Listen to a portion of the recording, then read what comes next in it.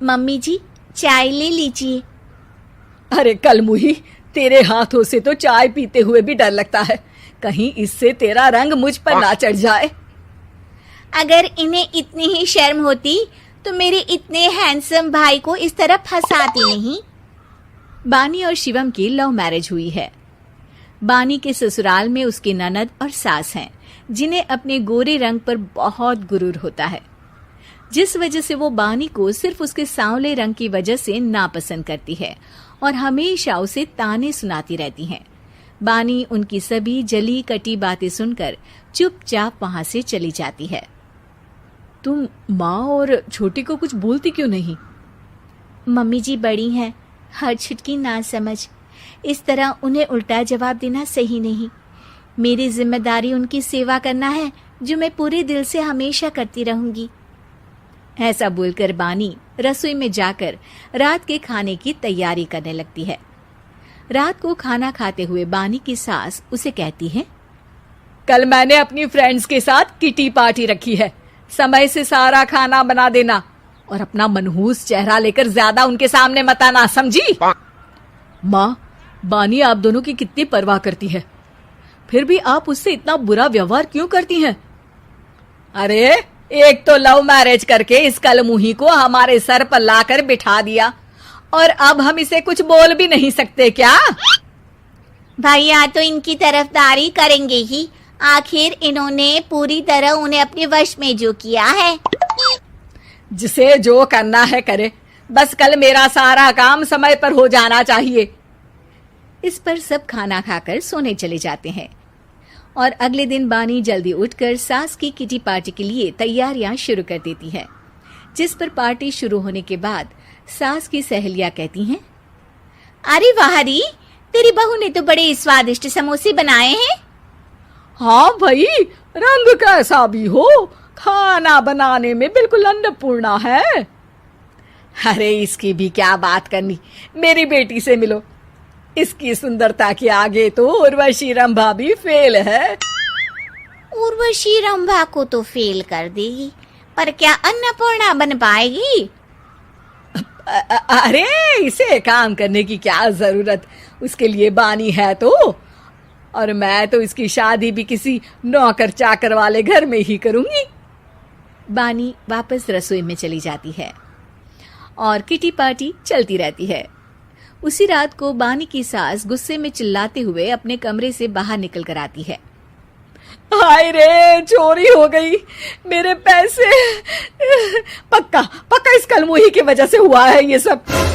अरे क्या हुआ माँ, कौन सा आसमान टूट गया? अरे आसमान तो उसी दिन टूट गया था जब तू इस कलमुही से शादी करके इसे घर में ले आया था। खुद तो आई ही, अपने साथ साथ मनहूसियत का काला साया भी मेरे घर ले आई। अरे हुआ क्या माँ? अरे मेरी तिजोरी में रखे पैसे कहीं गायब हो गए, सुबह ही देखा, अरे यहीं रखे थे। क्या आप मुझ पर चोरी का इल्जाम लगा रही हैं? अरे काली बिल्ली पर भी क्या कोई मनहूसियत का इल्जाम लगाता है? ऐसा बोलकर बानी की सास वहां से चली जाती है, जिसके बाद शिवम और बानी बात करने लगते हैं। देखो, मम्मी की बात का बुरा मत मानना, वो बस परेशान है ना, इसलिए कुछ भी बोल गई। वो परेशान नहीं, मुझसे नफरत की वजह से ऐसा बोलकर गई हैं। उन्हें मैं हमेशा एक आंख नहीं सुहाती।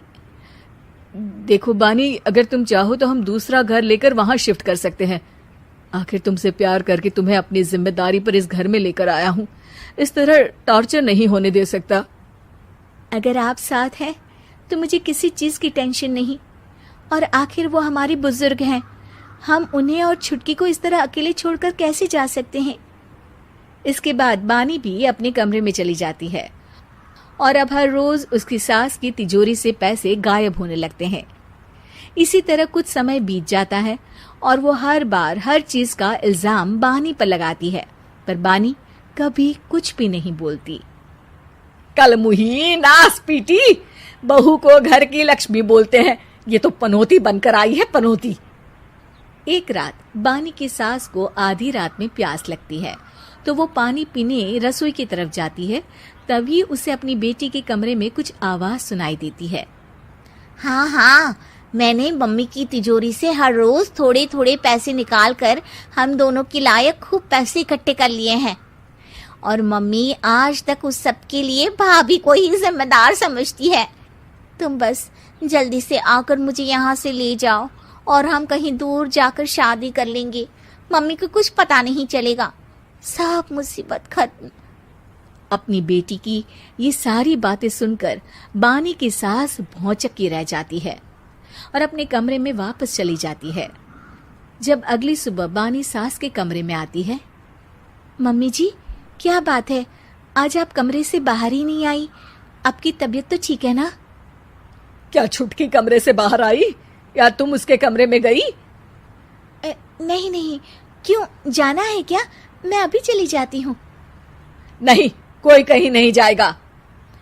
इस पर वो बानी को साथ लेकर कमरे से बाहर आती है, जहाँ शिवम भी होता है।